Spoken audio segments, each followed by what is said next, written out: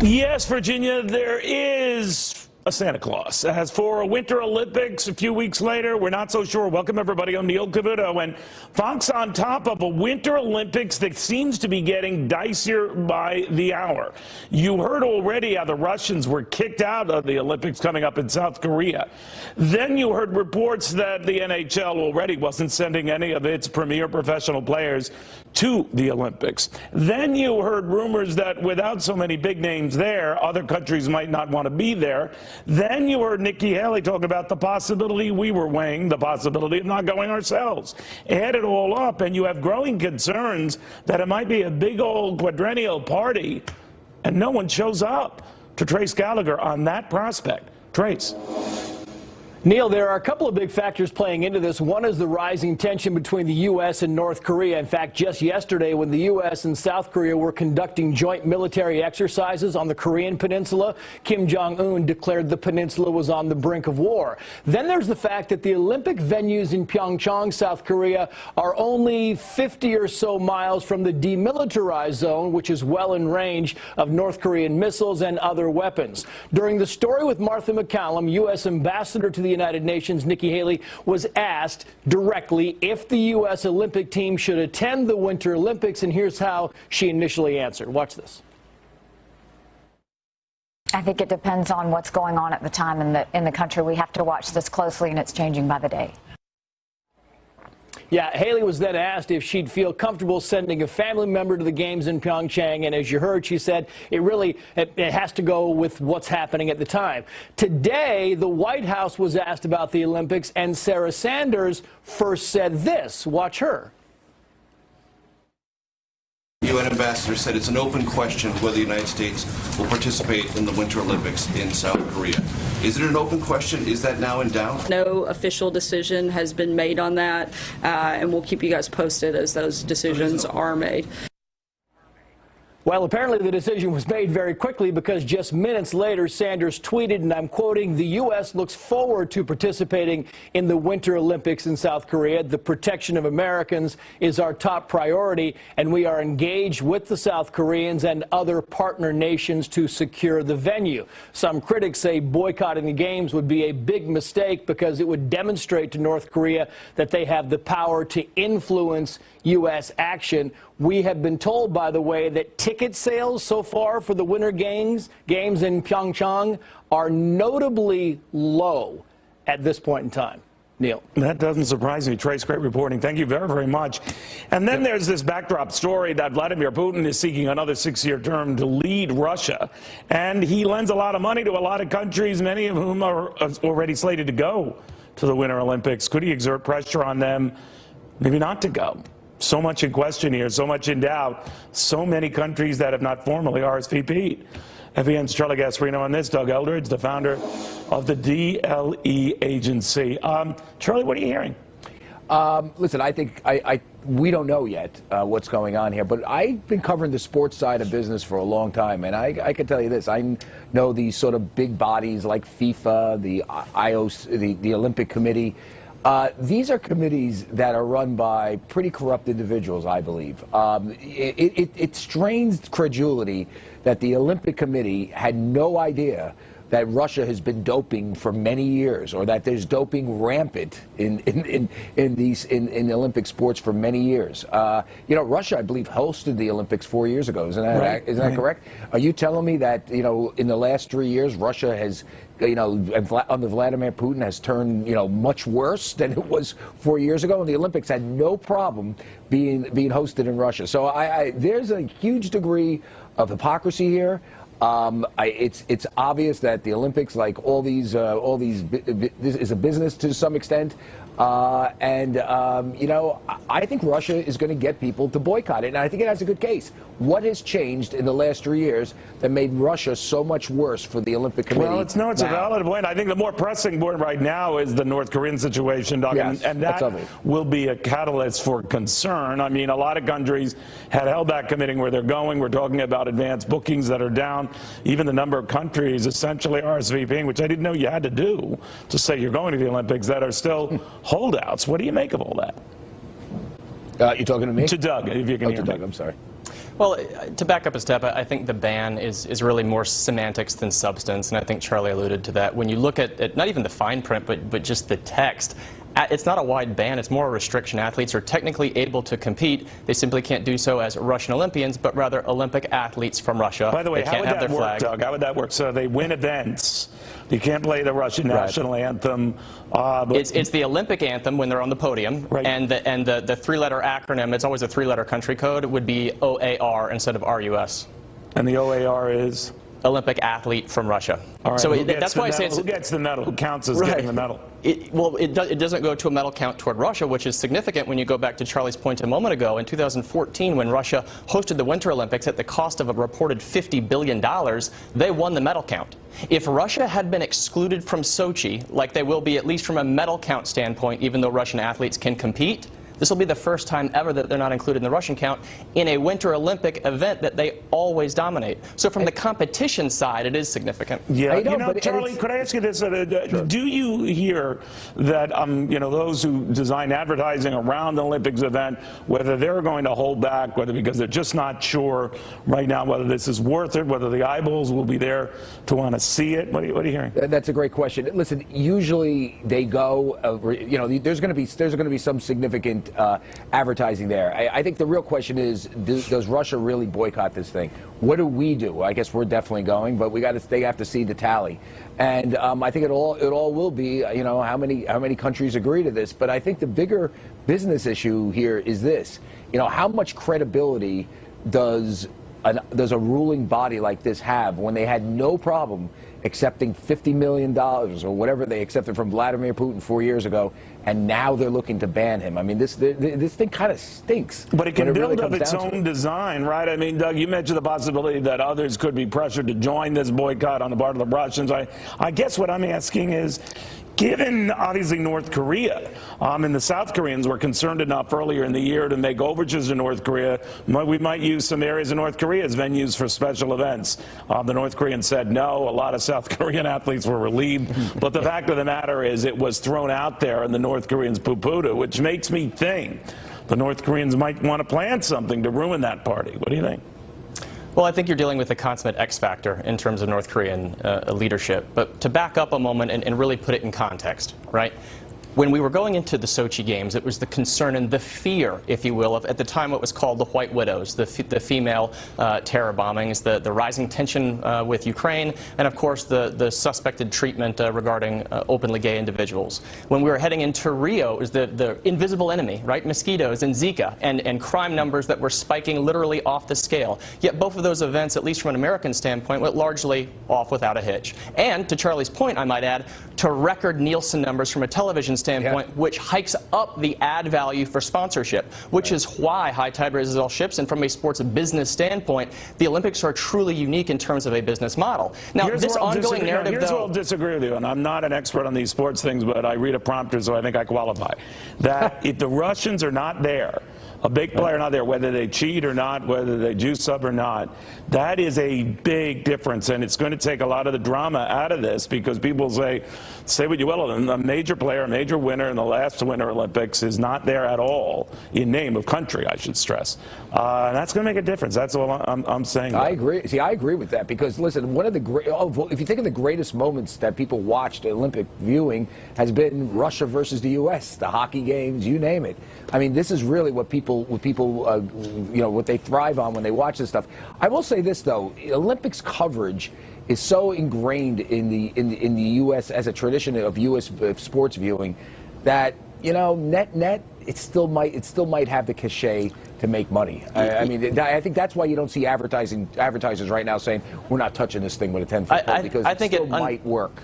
It undoubtedly will, and Charlie's pulling the right thread, and that's because the storytelling evolves around the journey. This is a lifetime journey for all these athletes. If you lose the Super Bowl, you can reset 365 days later, right? With the Olympic journey, it's a 4-year cycle, and with that, a lifetime journey, and that's really where the focus of the storytelling is, the television numbers, and as an offshoot or an offset, the sponsorship itself. So while the scope and scale, or even quality, if you want to go that far, of competition in key events, if the Russians are not there, or I would even say the Soviets, I grew up in the 80s, and when I was in Sochi, there was very much an American versus Soviet vibe, depending on where you were in the age threshold. But it does nothing to diminish, the veracity of the journey and the excitement for these American athletes and fans. I admire the journey you're talking about, but obviously I'm the only real athlete here, so I'm going to venture this. That this looks in doubt. It looks in doubt, at least the way it was originally built. That's all I'm saying. I could be very wrong, but I'll burn this tape if it turns out that I am. Guys, thank you both very, very much. Olympian contributors all. All right. Well, did this meeting just shut down all the shutdown worries that were out there? A big powwow at the White House that a lot of people think just saved the government from turning out the lights. Or did it after this?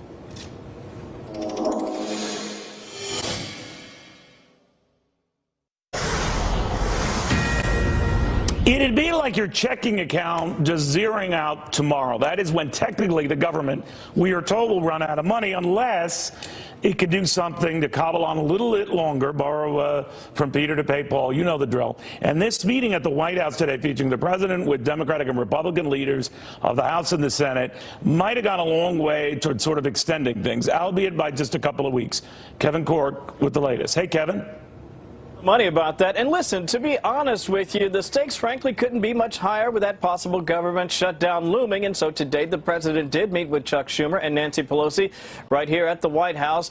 Quite a departure when you consider the last time they were invited here, my friend. I should also point out Republican leadership was also in that meeting here at the White House alongside the Defense Secretary Jim Mattis. Now, why are they here? Well, they're here obviously to try to forge consensus to keep the government funded through and beyond December 8th. And you could certainly argue this, to bridge a bit of a political span that some would argue, Neil, rivals the size of the Grand Canyon, with differences nearly as deep. We're all here as a very friendly, well-unified group. It's a well-knit together group of people, and we hope that we're going to make some great progress for our country. We hope we can come to an agreement. Funding the government is extremely important, helping our soldiers is very important, and helping average citizens is very important. So we're here in the spirit of let's get it done. Get it done. Now, as I pointed out, that last meeting that Pelosi and Schumer no-showed, they said they didn't show up because the president was skeptical in a tweet in which he said, "I don't see a deal." Well, how about this? Today, the White House remained a bit hopeful. I think we all hope a deal can be reached. We hope that the Democrats will be willing to put aside partisan politics and focus on fully funding the government. Okay, there are a number of issues at work here, Neil. We're talking about funding the military and veterans, especially from the White House perspective. They're looking for a clean CR. Democrats want a fix for DACA and the S-chip as well. So there are a number of major issues that will ultimately have to be dealt with. But in the meantime, let's get something done. That seems to be the perspective here at the White House between now and tomorrow. And I would bet, at least right now, it looks like they may have forged an agreement. We'll see if that actually turns out to be the case as we continue to look for a readout. But for now, back to you. All right, Kevin, you're the best, my friend. All right, Kevin Gorg at the White House. The CR to which you refer to continuing resolution to sort of, in this case, keep those government lights on. Christine joins us right now, the Republican congresswoman from the beautiful state of South Dakota. Congresswoman, is it your thinking and are you hearing that it will be avoided, that a government shutdown of any sort will be avoided? I do believe that, Neil. We've got a 2-week CR we'll be voting on here shortly. In the meantime, we're going to complete tax reform, and then we'll look at an end-of-the-year funding package that hopefully takes care of our military and make sure that our government's funded throughout the rest of the fiscal year. Now, there are many in the conservative caucus in the House who are concerned as well that this is just going to add spending, that it will be an opportunity for people to decorate it like a Christmas tree and just add one unpaid-for ornament after another. What do you say to them? Now, that's always a concern. That's my concern as well. These end-of-the-year spending packages sometimes can get loaded up with specific priorities of individuals where we'd like to keep it fairly clean and make sure we're being responsible with the taxpayer dollars. But, you know, honestly, today the debate is over a 2-week clean CR, which is appropriate. And then my focus, being a member of the Conference Committee on Tax Reform, has been on getting that completed as well. Do you think on the tax issues, that which the Senate and the House have some significant differences, that the key is going to be raising the corporate rate beyond 20% to pay or make way for deals that would get those who are on the fence off the fence? No, I think that there's a lot more between the two bills that we agree on. So I don't think that that's going to be the key to coming together. We've got a lot of principles in these two bills that reflect each other. This conference committee will do our work, and we're going to get together and have conversations, already have. So I'm hopeful that we'll be able to keep rates as absolutely low as possible. Our House bill reflected our priorities, and I'm hoping that we'll complete this package and get it on the president's desk real quick. I mentioned those corporate rates, Congresswoman. The House wants them to start in 2018. The Senate 2019. Can you tell us what is that a make or break issue for you and some of your colleagues? I like our bill. You know, Neil, you know I've worked on this bill for years. We've had 12 formal hearings in Ways and Means. I worked on tax policy since I've been in Congress, but also before that when I was in the state legislature. My background as a small business owner, a farmer, rancher, a mom, you know, this tax policy is very real to me because I've lived it, and I think that the people in South Dakota and across the country will appreciate that we've got normal, everyday people in the room debating these policies. So I think we need to see growth as soon as possible, that when it comes to January, that people's paychecks need to be bigger. They've suffered under this Obama economy for too long. We've got a tax bill that our kids and grandkids will probably live under. So it's important that we don't just change the tax code. We need to fix it, and fix it as soon as we possibly can to help them get more dollars in their pocket to better their families and their futures. You mentioned President Obama, Congresswoman. He was saying in a speech just yesterday that the good performance of the economy, even the markets, is a continuation of the Obama recovery. What did you make of that? Oh, my goodness. Well, you know what? I don't follow President Obama and his comments anymore. I've been focused, obviously, on policy, but I would fundamentally disagree with that comment. The recovery has all been due to President Trump and what he has focused on. He has campaigned on policies that got him elected that he's now implementing, and that is refreshing. We have someone in the White House that is taking it to the mat for the average, everyday American, and man, God bless him for it, because we need somebody who really does care about the average American at home, and that's what he's doing. Do you have any doubt right now that this has been portrayed as a tax cut that favors the rich and fat cat corporations, and that is sticking, fairly or not, Congresswoman, in polls with Americans who seem to agree? A lot of what I've heard come out of the Democrats is simply untruthful, and some of the things that I hear them say is shameless. The distortions of the truth that they have talked about this tax bill under has been shocking to me. So we have, in every discussion putting this bill together, have focused on making sure that we're giving tax cuts to low and middle income Americans.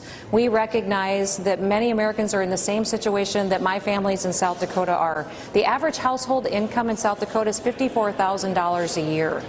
Their tax cut under this bill will be $1,200 to $1,400, but beyond that, Neil, they're going to get a $4,000 increase in wages, and that's life-changing. So that has been the top of the priority throughout all of these discussions, and those priorities are reflected in the policies in this bill. All right, we'll see what happens. Congresswoman Kristi Noem, very good seeing you again. Merry Christmas. You bet. Thank you, Neil. You too. Merry Christmas. All right. You know, Ken Langone, when he was last here, the billionaire founder of Home Depot, he was telling a lot of his rich friends to quit whining, quit complaining.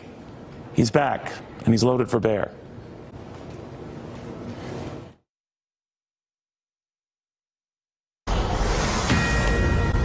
All right, that meeting is still going on in the White House. The president with the Republican Democratic leadership, including Speaker Ryan, they are there with Nancy Pelosi. They left, or what is it, Pam?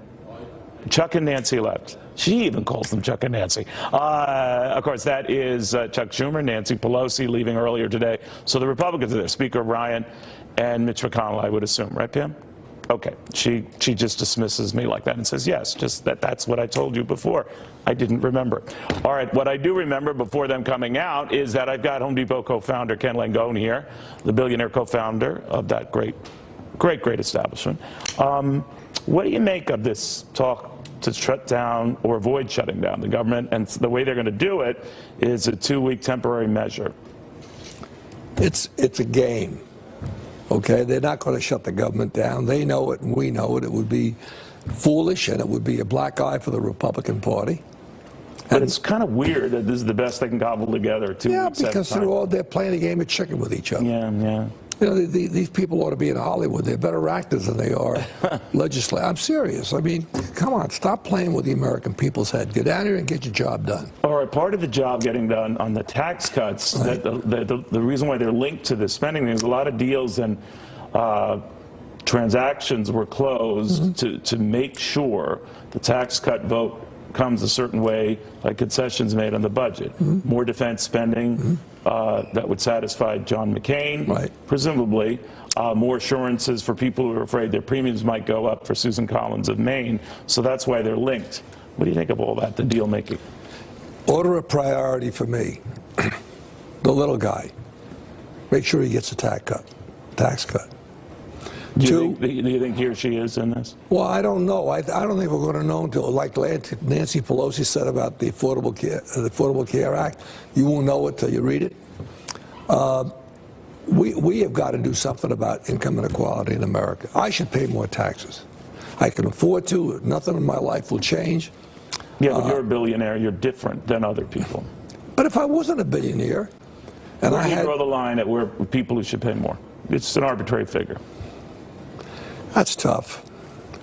I know this much, that if we don't do something about income inequality in America, we're playing with danger, big time.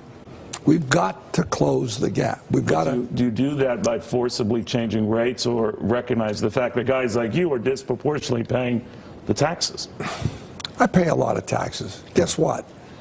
I did pretty good. I know that. So, you know what? But you're not worried that when you started Home Depot, I mean, we had everyone kind of kicking in to pay income tax. Yeah, different story. Different story. Hear me out. And now the top 1% are paying more than 30% of the bill. And you know that it's got to be more spread out. Right. Look, you can't get blood from a rock. These people, get something though, right? Well, these people that are struggling to make ends meet, you can't take anything from them. But we're missing something in this whole thing about income inequality. What about education? What about preparing these kids? I think there's 60 or 80,000 jobs in this city right now that are going crying. $80,000 a year incomes. But the kids aren't qualified to do the work. Why? Because they're not getting quality educations. We throw a lot of money at education. Oh, we're number one of the 30 nations on earth. We spend more money per student than any other, the 30 most developed nations. Look, Neil, I don't want to pay any more taxes. I prefer not to.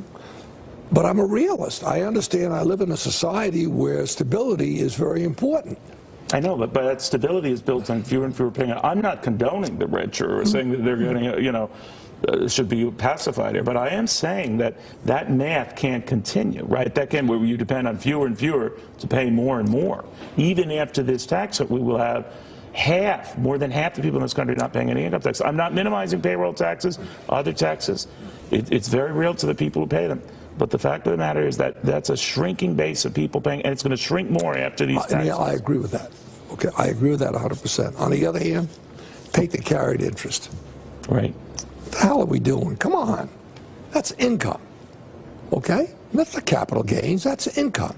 So that should be just treated as such. What bothers me is, and I don't mean to cast aspersions at anybody, but their added income from the pass-through, their added income is in the abstract. They don't need it. You think they're getting away with a lot? I don't think they're getting away with a lot, but they ought to fight over things that matter. I think, for example, for us to be competitive in a global stage with income taxes for corporations, absolute must. Why? The companies overseas are buying our American companies and moving the stuff over there. Well, what about these companies that now have been incentivized in this plan, supposedly, to bring that money back home? Good.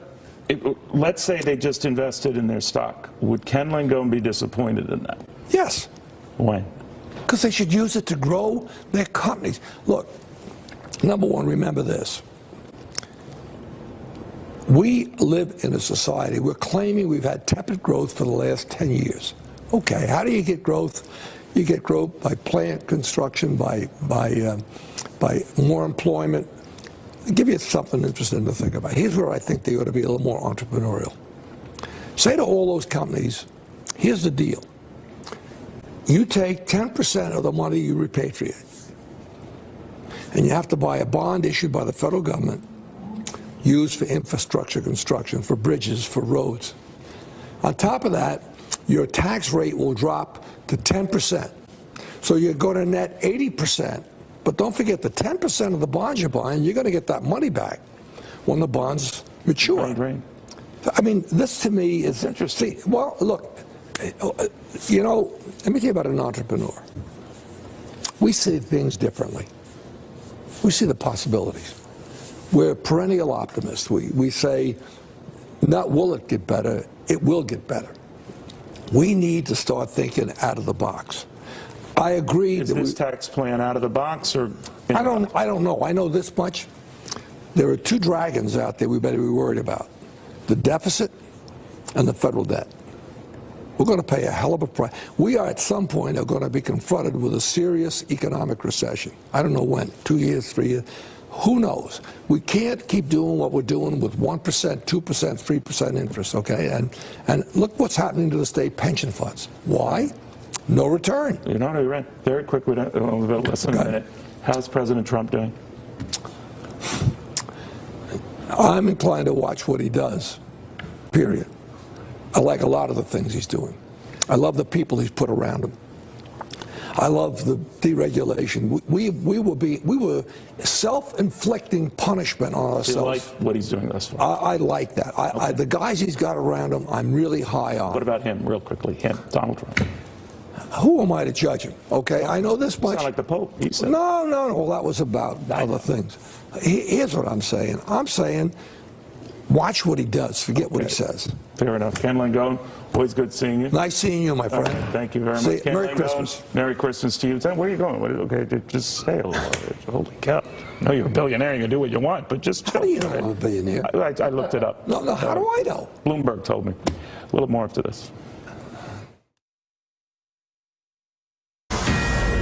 All right, at the White House, we're still waiting to hear from Speaker Paul Ryan and Mitch McConnell. They've been meeting with the president, the Democrats. Chuck Schumer and Nancy Pelosi have already left. But part of this was to come to a deal that would keep government doors open for another 2 weeks at least so they can move on to fight another day and avoid any threat of a shutdown. All of this over how to handle some of the budget differences they already have. A lot of Democrats are saying no more money for defense. A lot of Republicans are saying no more money for non-defense. And the battle royale now among particularly Republicans is that they do want to see more money for defense, and that in these times, that at this time, they can't afford not to be pushing for that. General Jack Kane joins us right now. General, I've talked to a number of members of the Freedom Caucus, for example, who are very concerned that while they have worries about defense priorities, money isn't the issue. We already give enough money to defense. Plans to up it to $700 billion is too much. What do you think? Well, first of all, they're dead wrong. Okay. Here's where we are. The United States military we have today is the smallest we've ever had in 75 years. We've got aging equipment, and our operational demands on us, we can't keep up with it, and we're struggling. That's why ships are banging into one another. Planes are having accidents. We've got 50, 60, 70% of our aircraft, depending on the type, that are down. And our Joint Chiefs of Staff have said in testimony, there should have been a headline the next day, it's tragic it wasn't, that if we get into war today, we're at high risk to win it with a high-end competitor. No one has said that in 40 years.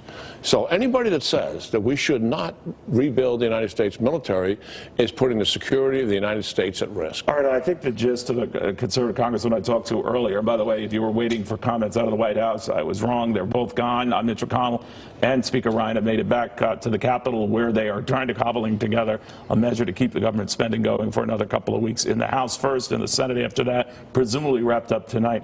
But that measure, we're told, will punt on this defense thing until they can regroup in a couple of weeks right before Christmas. What do you think? Yeah, well, that's a continuing resolution for 2 more weeks to keep the government going. And we've been operating in the Defense Department and, of course, in the government writ large for 11 years with continuing resolutions. It's an absurdity in how to run. It really is crazy. And for our viewers to understand, when you have a continuing resolution, there's no new starts. You can only execute what you're doing. You can't execute multi multi-year contracts. It hobbles the military in terms of its effectiveness and its efficiency, and we wind up spending more money as a result of it. It's one of the stupidest things we do, and we've done it now for 11 years. Yeah, it is something that we've almost gotten used to it, right?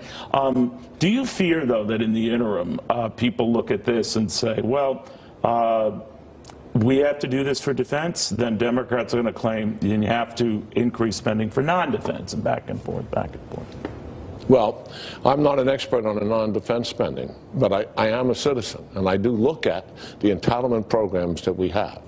And they're going to break the piggy bank if we don't do something about it. And I know the president has said hands off on some of that. But we know this is a collision that's coming, and we are going to have to face up to that reality. Those are two realities we have to deal with. Security of the United States at risk, defense budget needs to go up, entitlement programs are going to break us financially. We've got to do something about it. Switching gears to North Korea, if you don't mind, General. More and more countries are getting concerned about the status of the Olympics coming up in February in South Korea. The IOC already kicked the Russians out. They might come as individual athletes. So the reason why I mention it, there's talk of pressure coming from Vladimir Putin, who's seeking another 6-year term, as if he has any risk of not getting that, to pressure other countries not to participate, and fears just in general, and concerns we have in general about being there in the middle of all of this. What do you think?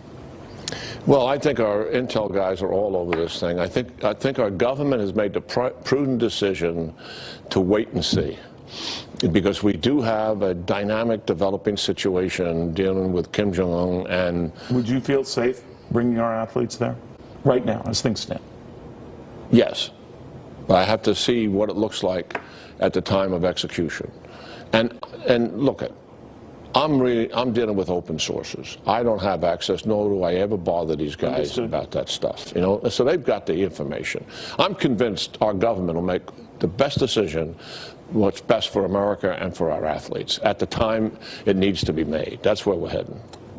Jerusalem, the president wants to recognize that formally as the capital of Israel, wants to move our embassy there. Apparently it would take years to do that. But already it's causing hackles throughout the Middle East, even among our so-called allies, West Germany and France and others. What do you think? Well, he could have kicked the can down the road just like all his other predecessors did since 1995. We don't have anything to show for that. I mean, nothing. So I think it's okay in my book to stop the pretense, and that's what he's done. He's recognized Jerusalem as the capital of Israel. Everybody knows it is. And other Democrat and Republican presidents have all advocated that. And didn't we get the typical behavior at it? The head of the Palestinian Authority, Abbas, what does he say? As a responsible leader, let's have 3 days of rage. What's the implication of that? That's violence? This is what we're dealing with. You wonder why we don't have a peace accord? Hamas is a political entity as well as a terrorist organization. They are a major impediment because, one, they will not recognize Israel. Two, they want to destroy the state of Israel, and they say it multiple times a year. Those are the impediments to having a peace accord. So I don't see how not recognizing Jerusalem as the capital of Israel is actually been an impediment. General, very good seeing you. Thank you very, very much. General Jacquin, we're keeping an eye on this, also keeping an eye on the FBI facing new charges of political bias, and the director today defending himself from rather harsh words about the FBI from no less than the President of the United States after this.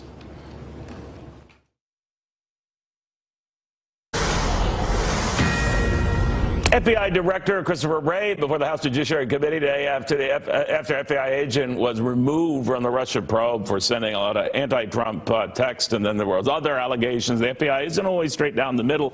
The president all but saying it's kind of in tatters to Chief Intelligence Correspondent Catherine Herridge. Actually, that's exactly what he said. Huh, Catherine?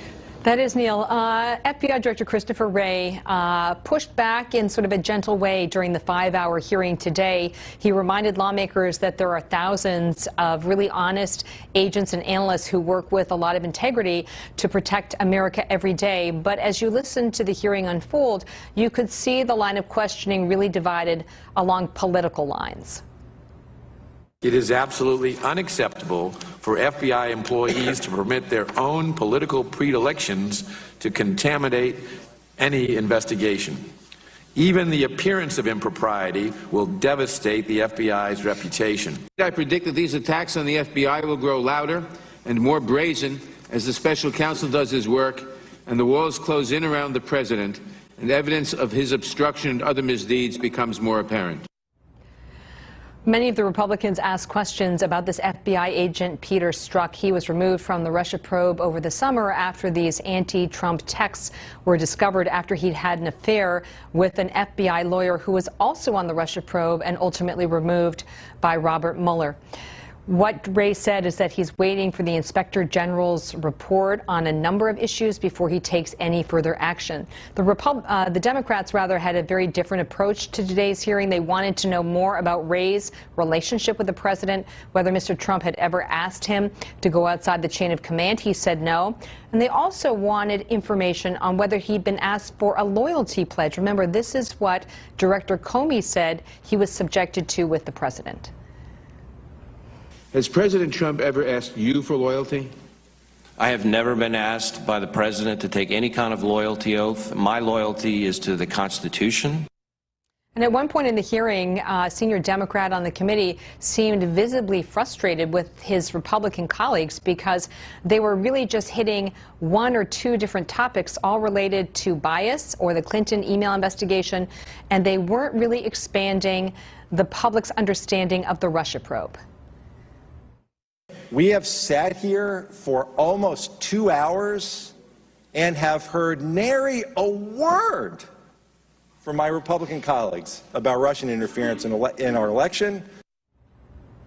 Just for some context, typically in an oversight hearing such as this, we would get a lot of information on terrorism cases, cybersecurity, and the like. We did get some information today. Director Wray confirmed that there are over 1,000 active ISIS cases right now in the United States, in all 50 states.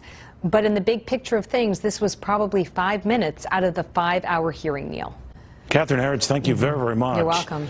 All right, we are hearing right now that the House is going ahead and taking up that continuing resolution to fund the government for what looks like an additional couple of weeks. They're not really going to be able to make much progress beyond that. Assuming that passes, and it's expected to pass in the House, the Senate presumably would take up the same measure. We're told later tonight they'll have a way to keep the government lights on. After that, anyone's gas. Stay with us. So many massive wildfires continue to roil Southern California. Let's go to Fox News correspondent Adam Housley in the middle of it all, Ventura, California. Hey, Adam. Yeah, Neil, in fact, we're a little bit north of Ventura and Carpinteria along the 101 freeway. This is one of the legs of the fire that's threatening a number of homes here. You can see the front edge right here behind me. The ash continues to fall here. The good news, there's very little wind right now. The bad news, the air quality is miserable. You can actually see some of the fire crews up there now. They've come down the hillside. You can see an engine way at the top, and you can hear the chainsaws in the background. They're making a stand here, because if it was to jump across this hillside, then it gets into a lot more homes. There's one home down below.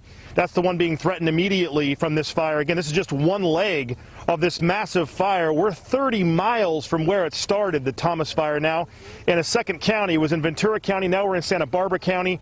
And as you can see, it's just chewing up hillsides. A lot of tinder dry conditions here. But the good news, again, is that the winds have kind of gone away in the last hour, but we are expecting them to come back and stay off and on until midday tomorrow.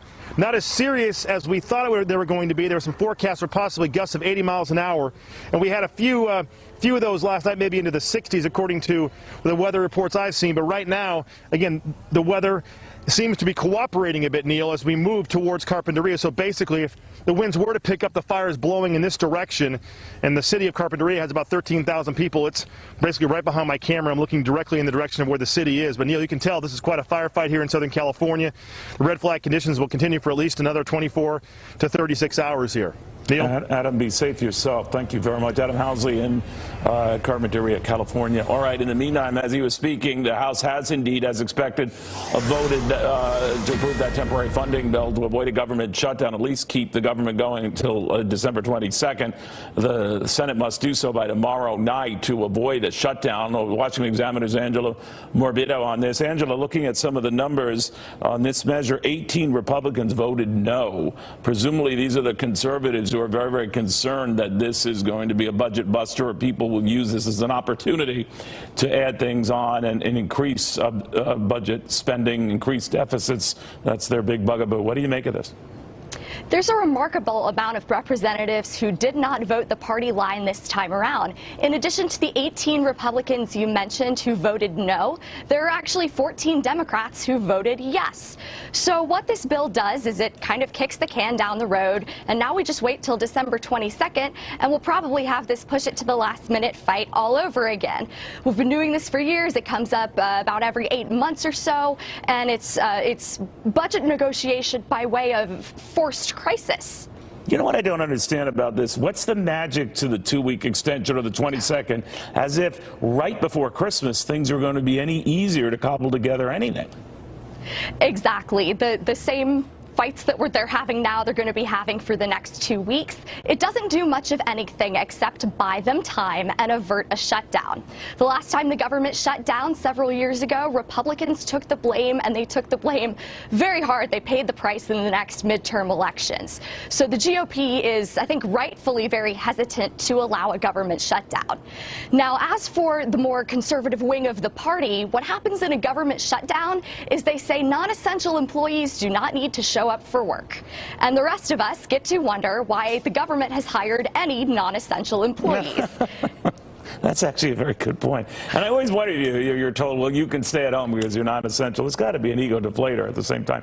You know, Angela, is your sense, though, that we always link, because it's important to link this budget accord, whatever it is, to tax cuts, because a lot of, I believe, some yes votes for those tax cuts came with assurances that they would get what they wanted in the budget. John McCain and others pushing for more defense spending, and that ended up being a yay vote for the tax cuts. Susan Collins for more assurances to protect those whose premiums would go up because they nixed the individual mandate. What do you think of that?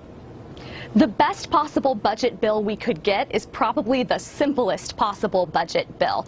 What these 2 weeks might do is allow people more time to negotiate for a little bigger slice of the pie to take back to their districts, a little bit more of those sort of special favors and additions, riders to the bill for what they wanted and what matters in their districts.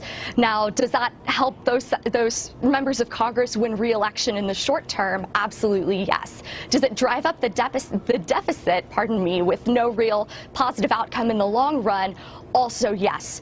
What I would like to see is a clean budget. Got it. Angela, we shall see. Angela Morbido of the Washington Examiner. Now let's go to Chad Pergram, our Capitol Hill producer. What next now, Chad?